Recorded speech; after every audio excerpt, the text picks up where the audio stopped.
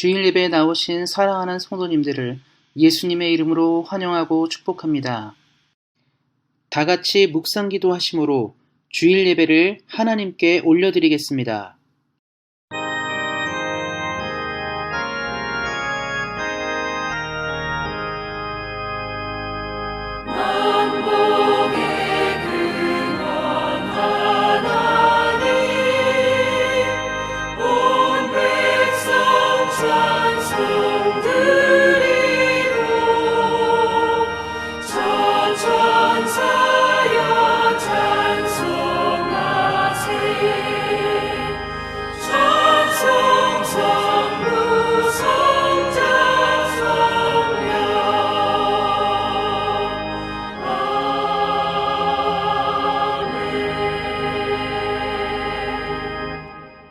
다 같이 사도신경 하심으로 신앙 고백 하나님께 올려드리겠습니다.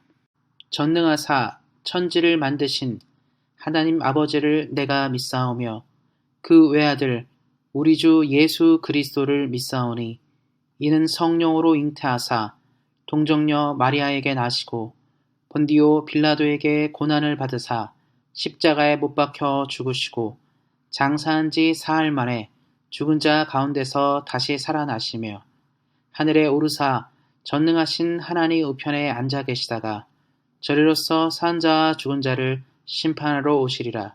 성령을 믿사오며 거룩한 공회와 성도가 서로 교통하는 것과 죄를 사하여 주시는 것과 몸이 다시 사는 것과 영원히 사는 것을 믿사옵나이다. 아멘. 다 같이 성시교독 하시겠습니다. 교독문 135번 성령 강림입니다. 교독문 135번 성령 강림입니다. 그의 위에 여호와의 영, 곧 지혜와 총명의 영이요 모략과 재능의 영이요 지식과 여호와를 경외하는 영이 강림하시리니 오직 하나님이 성령으로 이것을 우리에게 보이셨으니 성령은 모든 것, 곧 하나님의 깊은 것까지도 통달하시느니라. 내가 아버지께 구하겠으니 그가 또 다른 보혜사를 너희에게 주사 영원토록 너희와 함께 있게 하리니 그는 진리의 영이라. 보혜사 곧 아버지께서 내 이름으로 보내실 성령 그가 너희에게 모든 것을 가르치고 내가 너희에게 말한 모든 것을 생각나게 하리라.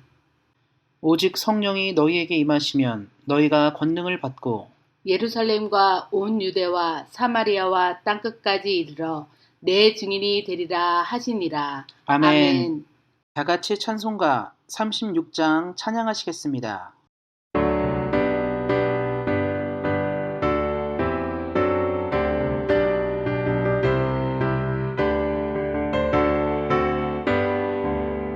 주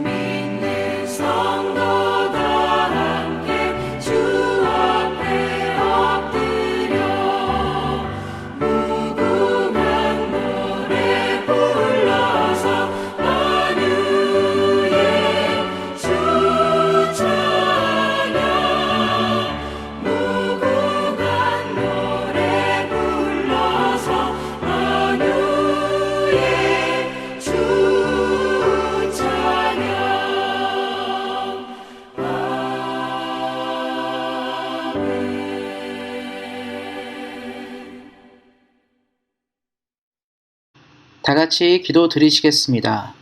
사랑의 하나님, 한 주를 은혜 가운데 보내게 하시고 주일 아침에 나와서 예배를 드릴 수 있도록 인도하게 해주셔서 감사합니다.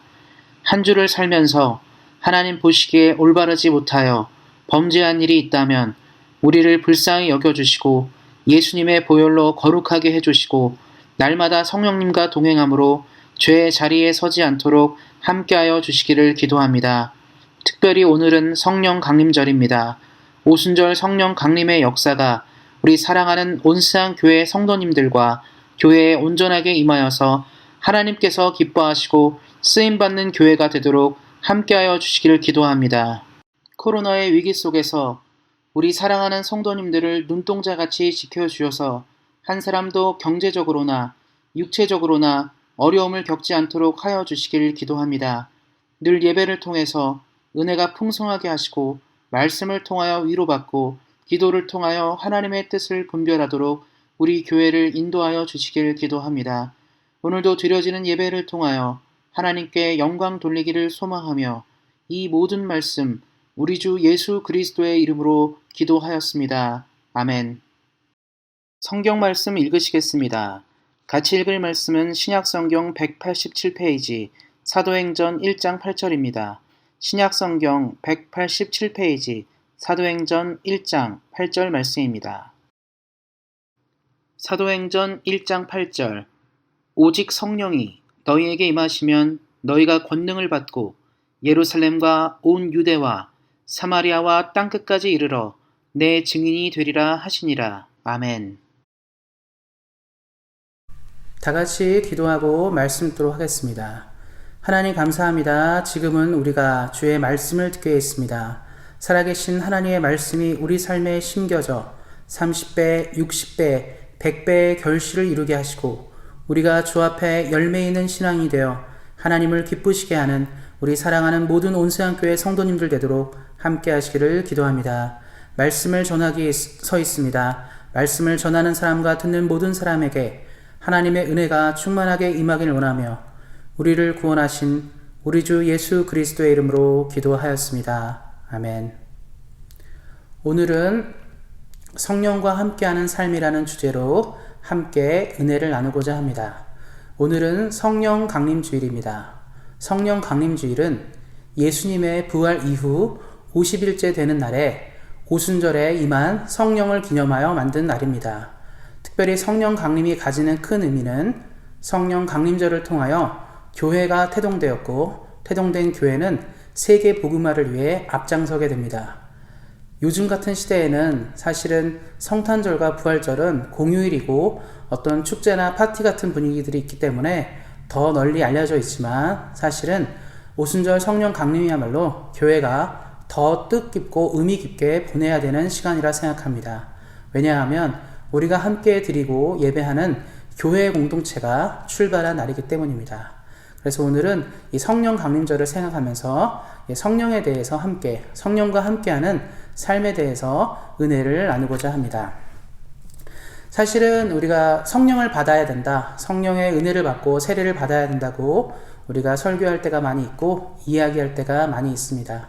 그런데 항상 큰 고민은 내가 성령을 받았는지 안 받았는지를 잘 모를 때가 많이 있습니다. 왜냐하면 내가 특별히 방언하는 것도 아니고 병을 고치거나 아니면 예언을 하거나 특별한 은사가 있는 것이 아니기 때문에 주로 우리가 주변에서 성령을 만났다, 성령 체험했다, 성령 세례를 받았다 하는 사람들은 특별한 은사가 있는 경우들이 많이 있기 때문에 보통 사람들 같은 경우는 그런 것들이 없으니까 나는 성령을 만나지 못한 것 같다, 성령이 내 안에 없지 않나 이런 고민을 하는 분들도 있을지 모르겠습니다. 그래서 맨날 성령을 받아야 된다, 성령 세례 충만 이야기하면 나와는 먼 얘기가 아닐까 생각하는 사람들이 있을 수도 있다고 생각합니다. 그러나 제가 말씀한 구절 읽어드리도록 하겠습니다. 그러므로 내가 너희에게 알리노니 하나님의 영으로 말하는 자는 누구든지 예수를 저주할 자라 하지 아니하고 또 성령으로 아니하고는 누구든지 예수를 주시라 할 수 없느니라. 고린도전서 12장 3절 말씀입니다. 이 말씀에 의하면 이 성령을 받았을 때, 성령이 우리와 함께 했을 때 어떤 순간이었냐면 우리가 은사를 하고 어떤 능력을 발휘해서 성령을 만나는 것이 아니라 예수님을 우리가 주로 시인한다. 예수님을 하나님의 아들로 믿는다. 우리의 구세주로 믿는다는 것은 성령을 통하지 않고서는 일어나지 않는다는 사실입니다. 그러니까 어떤 사람이 나는 예수님을 주로 믿습니다 말하면 그 사람이 특별한 은사가 없다 하더라도, 특별한 능력이 없다 하더라도 예수님을 하나님의 아들, 우리 삶의 구세주, 우리 삶의 주인으로 인식하는 그 한 가지로 말미암아 그 사람에게는 이미 성령이 존재하는 것입니다. 성령이 존재하기 때문에 그 사람은 믿음과 함께 살아갈 수 있게 되는 것입니다. 그래서 우리가 기억해야 될 것은 복잡하게 생각할 필요 없어요. 내가 예수님을 주로 신하면 하나님의 아들을 믿는 것입니다. 그러면 이 성령이 우리에게 온전하게 임하고 충만하게 임하게 됐을 때 어떤 일이 벌어지게 될까요? 성경을 읽다 보면, 우리가 특별히 복음서를 읽다 보면 우리가 제자들의 모습들을 많이 볼 수 있게 됩니다. 위대하신 예수님, 사랑이 많으시고 놀라운 이적을 많이 하셨던 예수님과 3년 반의 생애를 함께 다녔던 예수님의 공생의 시간과 함께 동행하고 함께 동역했던 제자들의 모습을 보면 참 한심한 경우들이 많이 있었습니다.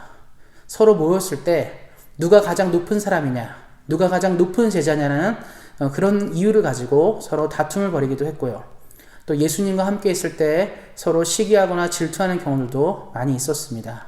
또 인간적인 모습들을 보였을 때도 많이 있었죠. 그런 모습들이 복음서에 많이 나와 있습니다. 그리고 결정적인 것은 무엇입니까?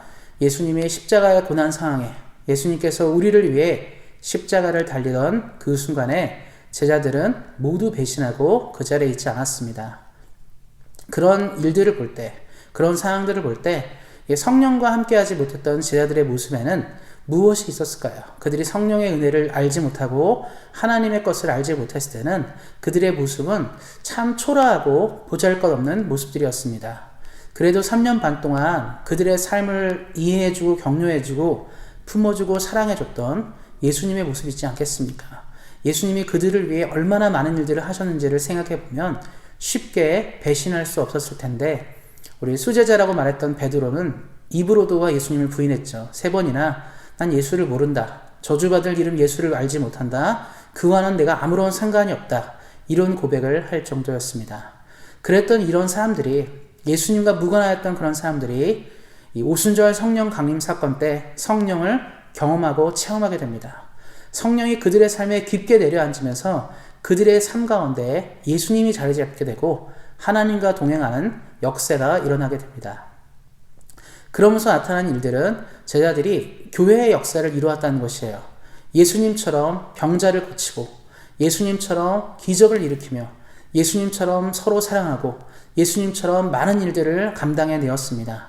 결국 교회의 출발과 역사는 성령의 충만함을 받았던 제자들과 함께 성장하게 되었습니다.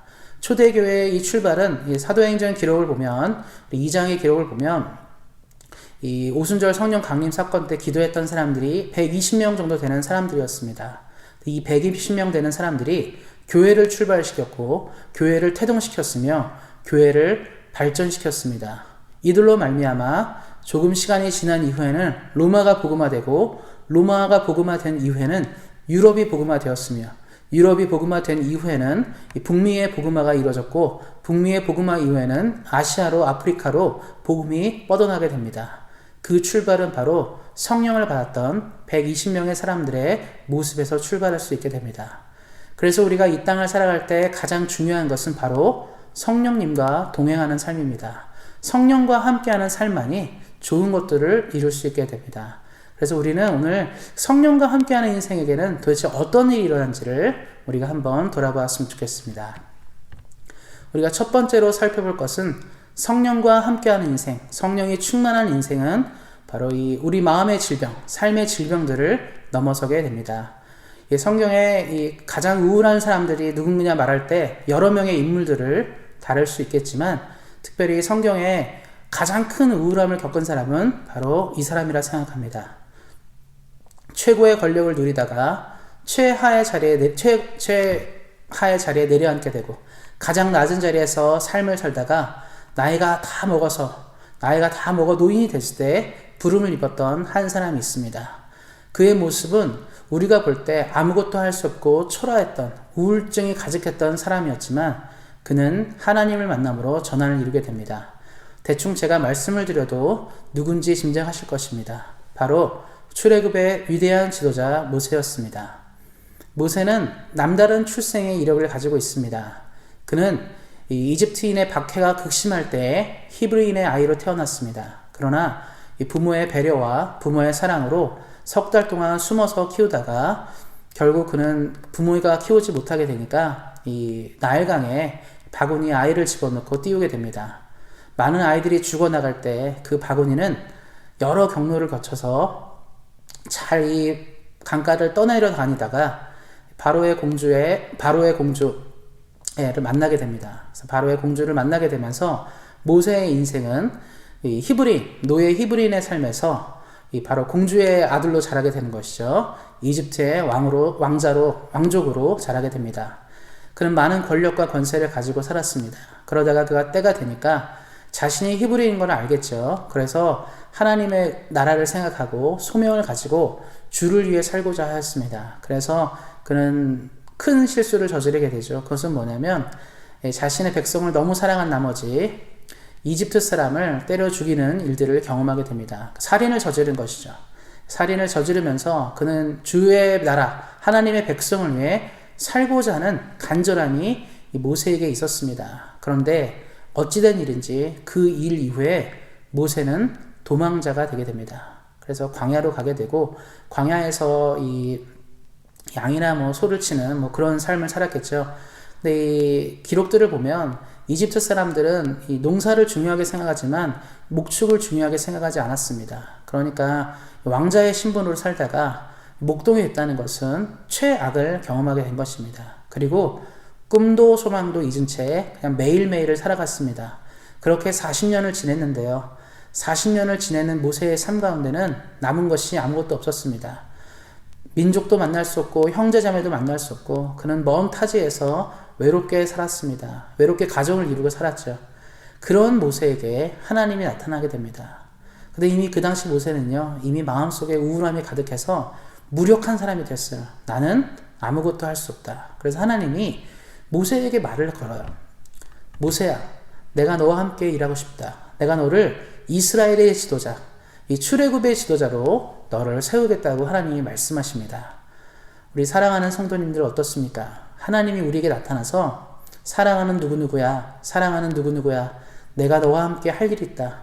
내가 나이가 많고 노년이 됐을지라도 너와 함께 하고 싶다. 만약에 하나님이 우리에게 그렇게 말씀하신다면 우리는 굉장히 기쁠 것 같아요. 내가 주를 위해 할 수 있는 일이 있구나. 내가 아직 노인이지만 하나님의 영광을 위해 할 수 있는 일이 있구나를 생각하게 될 것입니다. 그 이유는 우리 그 성도님들이 그래도 건강하게 나이를 드셨기 때문입니다. 그런데 건강하게 늙지 못한 모세는 하나님이 부르자마자 뾰로통하게 하나님께 반항을 해요. 못합니다. 왜 지금 나를 불렀습니까? 더 젊었을 때, 더 건강할 때 부르지 않고 지금 아무것도 남지 않았을 때 나를 부르셔서 무엇을 하겠다는 것입니까를 말하게 됩니다. 하나님은 그를 너무나 사랑하셔서 그를 초대했지만 모세는 거절하고 말았어요.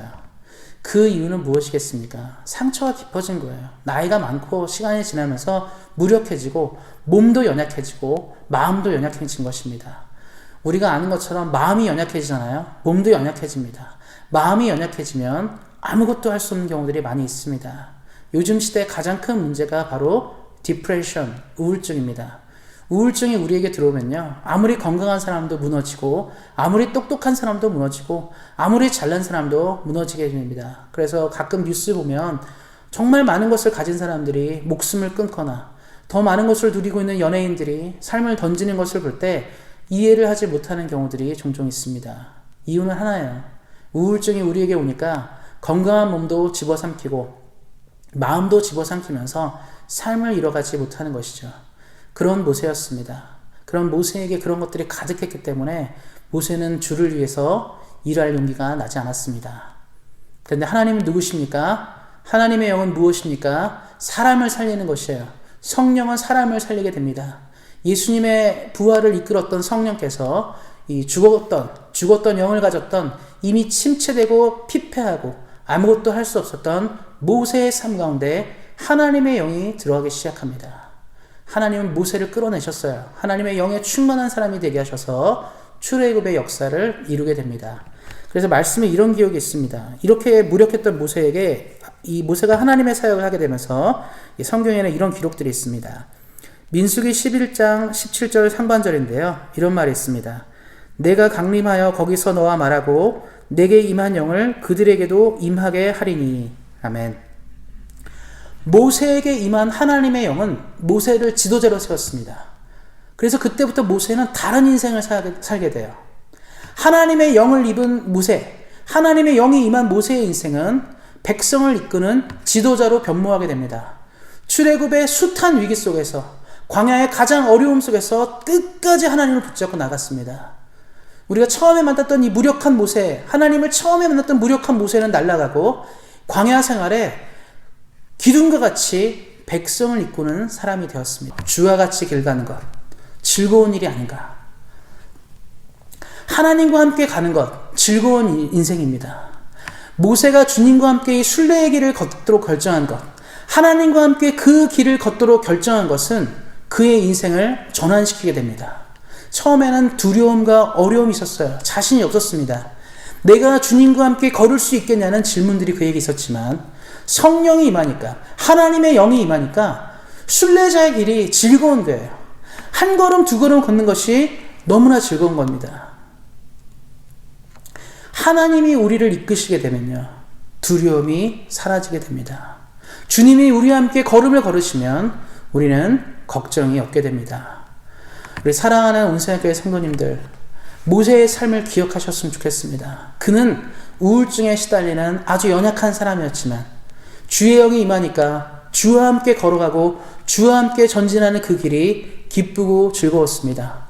성령이 함께하는 발걸음이 그의 인생을 행복하게 했습니다. 성령이 계시네, 성령이 계시네, 할렐루야, 함께 계시네. 모세의 인생을 설명하는 길 아니겠습니까? 그는 삶이 치유됐어요. 근데 흥미로운 사실은 또 무엇이냐면 모세의 죽음이 이제 성경을 보면 기록되어 있습니다. 신명기 마지막 분에 모세의 죽음에 대해서 기록되어 있는데요. 이런 표현이 있어요. 모세는 죽었을 때 눈이 흐리지 않고 몸이 아프지 않았다고 얘기합니다. 우울증으로 삶에 무력했던 그 사람이 성령이 임하니까 죽을 때까지 강건했다는 거죠. 하나님 나라에 이를 때까지 몸이 굉장히 튼튼한 채로 살았다는 것을 보게 됩니다. 저희 어머니께서 저한테 종종 하는 말이 있어요. 나중에 이제 우리 어머니도 나이가 있으시니까 나중에 하나님 나라에 갈 때 다른 사람들 같이 병에 시달리고 고통하다가 병원에서 골골대다가 가고 싶지 않고 어느 날 갑자기 하나님 불을 이어서 자고 일어나니까 천국에 갔으면 좋겠다고 말씀하십니다. 모세가 그렇게 됐습니다. 성령과 함께 걸었던 모세, 성령과 함께 동행했던 모세의 삶이 그러한 축복을 누리게 되었습니다. 우리 사랑하는 온세안교회 성도님들도 모세의 이러한 축복들이 있기를 바랍니다. 마음으로부터 삶이 치유되어 삶의 모든 영역이 치유되어 하나님 나라를 위해 최선을 다했고 주의 부름을 입을 때까지 아무 문제 없이 건강에 아무 이상 없이 살았던 모세처럼 우리 사랑하는 온세안교회 성도님들도 모세처럼 그러한 축복이 넘쳐나시기를 예수님의 이름으로 축원드립니다. 우리가 또 이어서 살펴볼 것은 성령이 충만하면 하나님과 동행하게 되고 사람이 붙는 사람, 사람들에게 선한 영향력을 끼치는 사람이 됩니다. 이 성경에 보면 성령이 충만한 사람들은요, 꼭 사람들이 붙었어요. 사람들이 함께하고자 했고, 사람들이 그와 인생을 진행하는 것, 동행하는 것을 즐거워했습니다. 이 시대에는 이제 리더들이 많이 존재합니다. 왜냐하면 리더들은 사람이 붙는 사람들이에요. 그래서 제가 보니까 저도 이제 여러 책들도 보고 뉴스도 보고 이야기들을 읽다 보니까 훌륭한 분들은요, 주변에 좋은 사람들이 많이 붙더라고요. 괜찮은 사람들은, 괜찮은 리더들은 주변에 좋은 리더들이 많이 붙는 것 같습니다. 그래서 그 사람이 리더가 되는 것이죠. 어떻게 하면 그런 리더가 될 수 있을까요? 리더의 조건을 얘기할 때 매력이 있어야 된다, 인품이 있어야 된다, 능력이 있어야 된다, 여러 가지 것들이 있지만 우리 예수님을 믿는 사람은 단 한 가지의 조건만 있다고 생각합니다. 바로 성령이 충만한 사람이에요. 하나님의 영이 충만한 사람은 좋은 리더가 될 수 있습니다. 저는 그래서 한 사람을 또 소개하고 싶습니다. 외로운 시기를 보냈고 고통의 시기를 보냈을 때 하나님과 동행함으로 시대의 흐름들을 이끌었던 한 사람을 이야기하고 싶습니다. 모세와 더불어 이 가장 위대한 선지자로 이름 불려지고 기억되는 바로 엘리야입니다. 모세와 엘리야는 예수님의 변화산 사건 때 예수님과 동행했을 정도로 구약의 아주 상징적인 인물들입니다. 모세가 율법을 대변한다면 엘리야는 바로 선지자를 대변하는 아주 놀라운 대단한 하나님의 사람들이기 때문입니다. 엘리야는 아주 힘든 시기를 보냈어요. 복음이 살지 못하고 복음이 인정받지 못하던 시대를 살았습니다. 어쩌면 우리 시대와 비슷할지 모르겠습니다. 예수를 믿는 것이 자랑이 되지 못하고 예수를 믿는 것 때문에 핍박을 당하고 박해를 당하는 지금 이런 시대, 하나님을 섬기는 것을 무시받고 그런 시대 가운데 엘리야도 그런 시대를 살았습니다. 근데 엘리야가 하나님과 동행하는 사람이었어요. 하나님의 은혜를 아는 사람이었습니다. 그러다 보니까 엘리야 주변에는 사람들이 있었고, 특별히 엘리야는 그 시대의 왕들이 늘 조언을 구했고 그 시대의 왕들이 두려워하는 사람 중에 한 명이었습니다. 말씀 한 구절 또 읽어드리겠습니다. 열왕기하 2장 9절 하반절입니다. 엘리사가 이르되 당신의 성령이 하시는 역사가 갑절이나 내게 있게 하소서 하는지라. 아멘. 이 엘리야가 승천할 때 엘리야에게 있던 성령이 내게도 있었으면 좋겠다고 말하는 그 장면들입니다. 그럼 이게 왜 놀라운 고백이냐면 엘리야가 성령에 충만한 인생을 사니까 그 시대에 누구도 엘리야를 넘지를 못하는 거예요. 압도적인, 독보적인 존재가 된 것입니다. 신앙을 가진 사람은 독보적인 존재가 돼요. 빛나는 존재가 되어야 됩니다. 많은 사람들이 있었지만 엘리야의 말은 무시할 만한 말이 되지 않았어요. 그래서 왕들이 그에게 조언을 구합니다. 심지어는 믿음이 없는 왕들도 엘리야의 말은 되게 무서워했어요. 엘리야가 얘기하면 비가 내리지 않고 엘리야가 기도하면 비가 내리고 엘리야가 움직이면 땅이 변하고 시대가 변했습니다. 엘리야는 그 시대에 없어서는 안 되는 사람이었습니다. 하나님의 영이 충만하니까 영향력을 끼치는 거예요. 이것은 우리 시대에도 너무나 필요합니다. 하나님의 선한 영향력이 한 명, 두 명에게 임해야 돼요. 우리 각 성도님들에게, 우리 사랑하는 온세안교회 성도님들에게 하나님의 선한 영향력이 있으셔야 합니다. 이것이 왜 필요하냐면 현대시대 어떻습니까? 핵가족화가 되면서 가족들이 다 뿔뿔이 흩어져요. 젊었을 때는 괜찮은데요.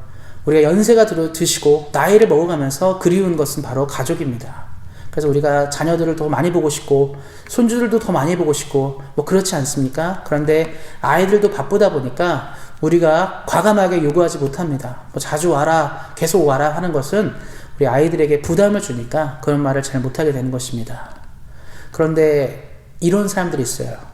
하나님의 영이 충만해서 오히려 이 자녀들을 끌어당기는 사람들이 있습니다. 얼마 전에 우리가 그 설교 영상을 한번 본 적이 있었는데요. 거기서 목사님이 뭐 그런 얘기를 하시더라고요. 어떤 권사님이 있으신데 이 자녀들이 있는데 이 자녀들이 이 어머니, 시어머니랑 같이 살고 싶어 하는 거예요. 보통 며느리들은 시어머니랑 안 살고 싶어 하잖아요. 근데 그 이유가 뭐냐면 이 권사님이 성령에 충만한 권사님이니까 자녀들에게 조언을 내려주는 것이 꿀과 같은 거예요. 금과 같은 겁니다. 그러니까 이 조언을, 어떤 조언을 내려주냐에 따라서 자녀들의 인생이 정말 달라지는 거예요. 엄마, 어머니, 내가 이런 일을 해야 되는데 어떻겠습니까? 하나님께 기도해 보니까 야, 그거는 좋지 않은 것 같다. 하나님이 이런 마음을 주시는 것 같다. 그러니까 영이 이끄는 사람인 거죠. 그러니까 자녀들이 엄마랑 같이 사는 걸 너무 좋아하는 거죠. 그래서 제가 그 얘기를 듣다 보니까 이런 말이 나오더라고요. 어떤 말이 나오냐면 자녀들이 부모를 독식하지 못하는 거예요. 그러니까 만약에 뭐 큰아들 집에서 2달 있으면 작은 집에서 얘기한대요. 아니 왜 형님네 집에서만 오래 계시냐고, 우리 집도 오셔야 되지 않나요? 그래서 그 집안의 룰이 뭐냐면 몇 개월 동안만 부모님을 모실 수 있는 겁니다. 계속 모시고 싶어도 안 되는 거예요. 너무 흥미롭지 않습니까? 요즘 시대 같은 경우는 꿈도 못 꾸는 일이에요. 자녀들과 부모가 어떻게 삽니까? 불편해서 못 산다고 하죠. 근데 자녀들이 원한다는 거예요. 이유가 딴 데 없죠. 어머니가 영에 있는 사람, 하나님의 성령에 충만하니까 자녀들도 조언을 듣고 싶어 하는 겁니다. 꼭 이런 경우만 아니더라도 또 이런 분들 있죠. 주변에 영적으로 뛰어나시거나 성령의 은혜가 있는 분들이 있어요. 은사가 있는 분들이 있습니다. 그럼 어떻죠? 찾아가요. 시간을 내서 찾아가고 기도도 받고 싶고 이야기도 하고 싶으니까 찾아가는 경우들이 있습니다. 우리 주변에 어떤 문제에 대해서 좋은 조언을 내려주는 사람이 있다. 어떻습니까? 찾아갑니다. 듣고 싶어서요. 시간을 내서 찾아가는 것이죠. 가령 우리가 어떤 투자를 하는 사람이다. 그럼 세계적인 투자가랑 뭐 식사할 기회가 있다. 돈을 들여서라도 합니다. 공부하는 학생들 어떻습니까? 시간 없어도 최고의 공부법을 강의한다. 다 모여들어요. 우리 아이들을 서울대로 보냈다. 그 얘기 듣고 싶어서 부모들은 또 모이고, 우리 아들을 뭐 하버드로 보냈다. 부모들은 모입니다. 왜 그렇죠? 영향력이 있어서 그래요. 인간적인 영향력도 사람을 끌어모으는데 성령이 주는 영향력은 사람을 더욱더 끌어당깁니다. 우리 사랑하는 온세안교회 성도님들, 이런 영향력이 있으셔야 됩니다. 우리가 노년이 되고 나이를 먹으면서 가장 발휘할 수 있는 가장 큰 영향력은 딱 한 가지 아닙니까? 경험이에요. 내가 나의 인생을 이렇게 살았더니 이러이런 복이 있었더라, 은혜가 있었더라. 내가 하나님과 함께 동행하는 인생을 살았더니 내 노년까지 하나님과 함께 하였더니 이런 복이 있더라. 아들아 딸아, 우리 사랑하는 아들아 딸아, 하나님과 동행했더니 내 어머니 아버지가 이런 복이 있다. 너네들도 그렇게 살아야 되지 않겠니? 이런 영향력이 있으셔야 합니다. 성령이 충만한 사람은 이런 영향력이 오게 돼요. 우리 사랑하는 온세안교회 모든 성도님들이 이런 좋은 영향력이 있어서 자녀들에게도 사랑받고 친구에게도 사랑받고 이웃에게도 사랑받는 우리 귀한 믿음의 사람 되시기를 예수님의 이름으로 축원드립니다. 그런데 우리에게 고민이 한 가지가 있죠. 성령이 충만하고 성령과 동행하고 이런 거 다 들었는데 그럼 어떻게 내가 성령이 충만한 인생을 살 수 있을까? 내가 어떻게 하나님이 원하는 인생을 살 수 있을까에 대한 고민들이 생기게 됩니다. 답은 참 간단해요. 의외로 모든 답이 간단합니다. 제가 이제 수능 시험 볼 때 공부를 되게 열심히 하잖아요. 저도 공부 참 열심히 하고 하는데 수학 같은 거는요, 이런 경우들이 되게 많이 있습니다. 공부를 진짜 잘해도 틀리고 막 그러는데 예전에는 수학이 답이, 주관식 답이 1, 0, 마이너스 1 굉장히 단순했어요. 그래서 주관식도 그렇게 찍는 경우들이 많이 있었습니다. 그래서 친구들끼리 얘기하죠. 야, 주관식은 어렵게 안 나와. 뭐 2451 뭐 이런 식으로 안 나오고 마이너스 1, 0, 1 셋 중에 하나다. 근데 정말 그렇게 써서 맞는 경우가 굉장히 많았습니다. 삶은 단순해요. 방법은 단순합니다. 그럼 어떻게 우리가 이 성령의 충만함을 입을까요? 어떻게 그런 방법이 있겠습니까?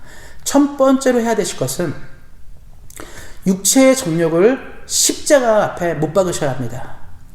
사람은 욕심 있는 존재예요. 정욕 있는 존재입니다. 내 마음에 가득한 이 욕망과 탐욕들이 있는데요. 이런 것들을 십자가에 못 박으셔야 합니다. 예수님이 어떻게 승리하셨습니까? 자신의 모든 것을 십자가에 내려놓고 사셨어요. 하나님께 초점 맞추고 살았죠.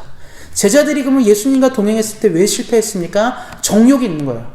내가 제일 큰 사람이 되고 싶은데, 내가 가장 많은 것을 갖고 싶은데, 이런 마음을 갖다 보니까 성령이 머물 자리, 성령이 힘을 발휘할 이 자리가 없었던 것입니다. 그러나 성령의 충만함을 받고 자신의 정욕을 내려놓고 자신이 갖고 있던 이 생각들을 내려놓고 주와 함께 가기 시작하니까 역사를 이룬 겁니다. 그래서 우리 사랑하는 성도님들 한 가지만 기억하셨으면 좋겠습니다. 육체의 정욕을 십자가에 내려놓는다. 그러면 성령의 충만한 첫 번째 발걸음이 됩니다. 그럼 두 번째는 무엇이냐? 이 신앙생활 가운데 이게 참 어려운 건데요. 내 뜻과 하나님의 뜻을 잘 봐야 되는데 내 뜻을 내려놓고 하나님의 뜻을 따라가야 됩니다. 그럼 앞에 거랑 뭐가 다르냐? 앞에 거는 정욕은 나쁜 거예요, 사실. 그러니까 이거는 나쁜 거기 때문에 우리가 무조건 십자가에 내려놔야지 깨끗해지는 건데요. 이 나의 뜻과 하나님의 뜻을 볼 때 내 뜻이 꼭 나쁘지 않을 때가 있어요. 우리 좋은 뜻 가질 때도 있잖아요. 근데 하나님이 더 원하는 뜻이 있을 때가 있다는 겁니다. 성경에 보면 뭐가 있냐면 이 성령이 이제 사도행전을 보면 이 성령이 이 바울을 아시아 선교를 맡고 유럽으로 이제 선교를 하도록 이제 나타난 내용이 나옵니다. 사도행전에 그런 내용들이 나오는데 바울은 아시아 선교를 너무 하고 싶었어요. 아시아 지역을 돌면서 소아시아 지역을 돌면서 교회를 세우고 복음을 전하고 싶었는데 하나님이 나타나서 막았습니다. 그래서 바울은 어떻게 했습니까? 아시아 선교가 나쁜 게 아니잖아요. 복음을 전하는 거 좋은 일입니다. 그런데 바울은 자기의 뜻을 고집하지 않고 성령이 원하는 유럽 선교를 시작하게 됩니다. 그러니까 어떤 일이 생깁니까? 유럽이 복음화되는 거예요. 유럽이 이 성령의 탄력을 받아서 변화를 일으키기 시작하는 겁니다. 바울이 방문하는 지역마다 이 성도들이 생겨나고 신자들이 생겨나는 거예요. 왜냐하면 성령과 함께 발걸음을 가지니까요. 그래서 우리가 이 성령 충만함을 위해서는 뭘 먼저 하셔야 되냐면 내 뜻과 하나님의 뜻을 잘 구별하시고 하나님의 뜻을 따라가셔야 돼요. 그러면 성령 충만의 역사가 우리 삶을 뒤흔들게 됩니다. 나를 통해 하나님의 나라가 점점 커지고 왕성해지는 것이죠. 그래서 우리가 정욕을 내려놓고 내 뜻을 포기하기 시작하면 성령의 충만의 역사가 있게 됩니다. 그럼 이제 마지막으로 그러면 이것들을 어떻게 평소의 삶에 실현할 거냐? 육체의 정욕을 십자가에 못 박고 하나님의 뜻을 따라가기 위해서는 내가 해야 될 게 뭐냐? 이게 중요한 것이죠. 우리는 그 모든 좋은 모델을 다른 사람이 아니죠. 예수님에게서 찾을 수 있습니다. 예수님은 우리에게 가장 좋은 모델이 되십니다. 예수님이 공생애 동안에 제일 열심히 하신 게 뭐냐면 두 가지예요. 말씀과 기도의 삶입니다. 말씀과 기도의 삶에 꾸준히 계셨기 때문에 예수님이 승리하신 것이죠. 사탄의 유혹과 공격이 들어올 때 예수님은 늘 말씀으로 이겨내셨습니다. 하나님의 말씀, 살아있는 말씀으로 사탄의 모든 권세를 꺾으셨습니다. 성령의 뜻을 이루기에, 하나님의 나라를 이루기에 예수님은 항상 말씀으로 사탄을 무너뜨리셨어요. 그리고 예수님은 기도하시는 분이었습니다. 능력을 발휘하기에, 성령의 능력을 발휘하기에 기도를 하셨습니다. 예수님이 잘 쓰시는 표현 있죠. 기도 외에는 이런 이유가 나지 않는다. 예수님은 말씀과 기도에 충실하게 됩니다. 사랑하는 성도님들, 말씀을 읽고 기도하는 일은 어려운 일이 아닙니다. 우리도 할 수 있는 일이에요. 만약에 성경에서 성령 충만을 받기 위해서 더 큰 걸 요구했다. 적어도 1,000만 불 이상을 기부해야 된다. 아니면 너네 몸이 남들보다 훨씬 튼튼해서 웬만한 운동선수보다 더 나아야 된다. 성령 충만하게 돼서 더 많은 것을 이루기에 너네가 해야 될 것이 더 많다고 말했다면 우리는 못했을 것입니다. 그러나 성경은 너무 간단하죠. 말씀과 기도, 우리가 갖고 있는 말씀과 기도로서 하나님의 뜻을 충분히 이룰 수 있습니다. 우리 성령 강림절을 맞이하여서 우리 사랑하는 온생학교의 성도님들께서 말씀과 기도에 충실하시고 우리의 욕심을 십자가에 못 박고 하나님의 뜻을 따라 삶으로 성령과 함께함으로 가장 좋은 것, 행복하고 아름다운 것들을 늘 하나님과 함께 누리시기를 예수님의 이름으로 축원드립니다. 기도하겠습니다. 하나님, 우리에게 은혜를 허락하여 주시고 성령을 보내주시고 성령을 통해 이 땅을 살 수 있도록 인도하신 하나님께 감사를 드립니다. 매일매일의 삶 가운데 우리에게는 주의 은혜가 필요합니다. 뜨거운 은혜를 부어주셔서 성령님과 함께 승리하는 인생 되게 하시고 성령을 통하여 이 땅에 하나님 나라를 이루어가는 우리 귀한 성도님을 되게 하여 주시고 이 땅을 살아갈 때 부족함 없도록 행복한 신앙생활 성령님과 함께 할 수 있도록 함께 하여 주시옵소서. 우리에게 가장 좋은 것들을 주신 하나님께 감사하며 우리 주 예수 그리스도의 이름으로 기도하였습니다. 아멘. 다 같이 찬송가 182장 찬양하시겠습니다.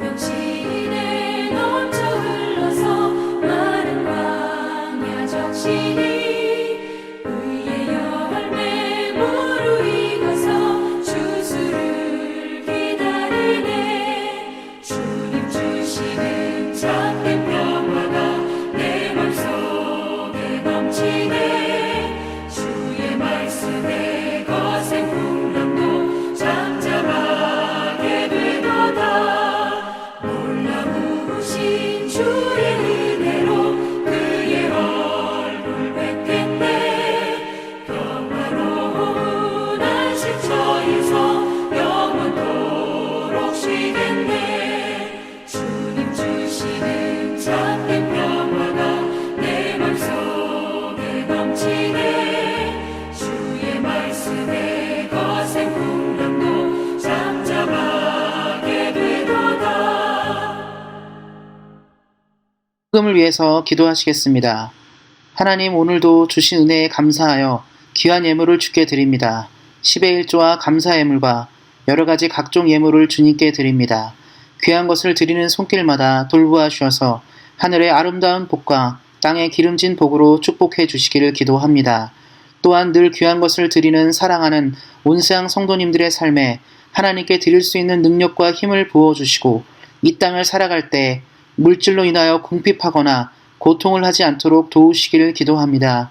또한 드려지는 이 귀한 예물들이 온전하게 하나님 나라에 귀하게 사용되게 하시고 하나님의 영광을 나타내도록 함께하여 주시기를 기도합니다. 우리에게 능력과 힘을 주시는 하나님께 감사하며 우리 주 예수 그리스도의 이름으로 기도하였습니다. 아멘. 광고를 말씀드리겠습니다. 각 가정에서 예배를 드리는 모든 성도님들께 하나님의 은혜가 충만하시기를 축복합니다. 코로나 바이러스로 인해 교회 예배를 6월 28일까지 연장 휴회합니다. 기억하여 주시기 바랍니다. 정성으로 드린 헌금은 잘 모아두셨다가 함께 모이실 때 드리시겠습니다. 설교자와 구역장께서는 구역원들의 사정들을 돌아보시고 도움이 필요한 분들이 계시면 당회에 알려주시기 바랍니다. 나머지는 주보를 참조해 주시기 바랍니다. 감사합니다. 찬송가 171장 다 같이 찬양하시겠습니다.